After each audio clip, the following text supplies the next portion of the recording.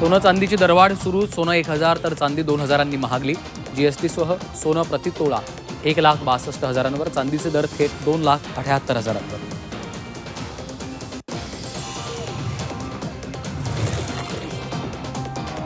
रुपयाची घसरण सुरूच. भारतीय रुपयाचा नवा नीचांक. रुपया 96.86 या नव्या नीचांकी पातळीवर.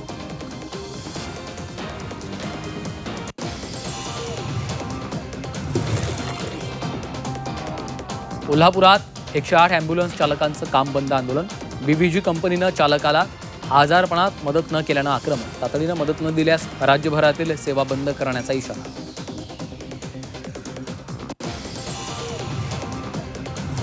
पाणी टंचाईच्या संकटात मुंबईकरांना सरकारचा दिलासा.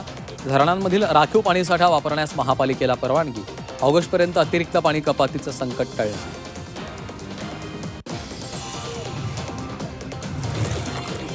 विदर्भासह उत्तर भारतात उष्णतेची तीव्र लाट. वर्ध्यात पारा थेट 47 अंशांवर तर पुढील 4 दिवस उष्णतेचा ताप कायम राहणार.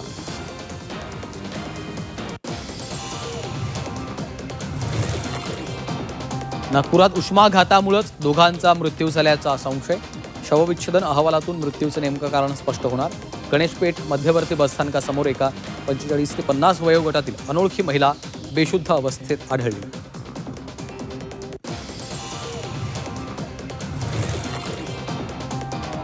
शिवसेना युबीटी पदाधिकाऱ्यांची मुंबईत बैठक. उद्या दुपारी मातोश्रीवर ही बैठक. विधान परिषद निवडणुकीच्या पार्श्वभूमीवर बैठक.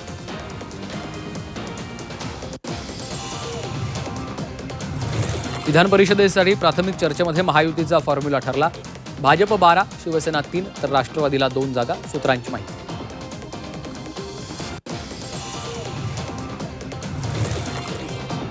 अमरावतीमध्ये जीव धोक्यात घालून प्रवास. खासगी ऑटो चालकाकडून ओव्हरलोड वाहतूक. ऑटो बाहेर लटकत जीवघेणा प्रवास. वाहतूक पोलीस कारवाई करणार का याकडे लक्ष.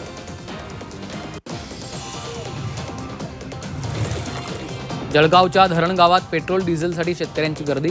इंधनाच्या प्रतीक्षेत पंपावरच मुक्काम. शेतकऱ्यांसाठी पंप चालकाकडून जेवणाची व्यवस्था. पेट्रोल पंपावर बसली जेवणाची पंगत.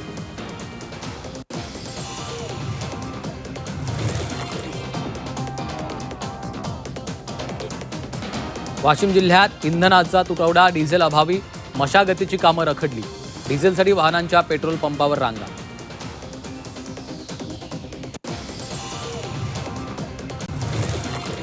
नाशिकच्या सिन्नरमध्ये डिझेल दरवाढीचा शेतकऱ्यांना फटका.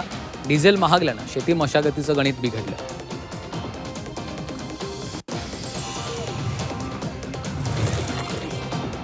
सरपंच संतोष देशमुख हत्या प्रकरणामध्ये बीडच्या विशेष कोर्टात आज सुनावणी. नवीन न्यायाधीशांसमोर सुनावणी होणार. न्यायाधीश पाटोदकर यांची 7 दिवसांपूर्वी बदली. आरोपी जयराम चाटेच्या जामीन अर्जावर युक्तिवाद होण्याची शक्यता.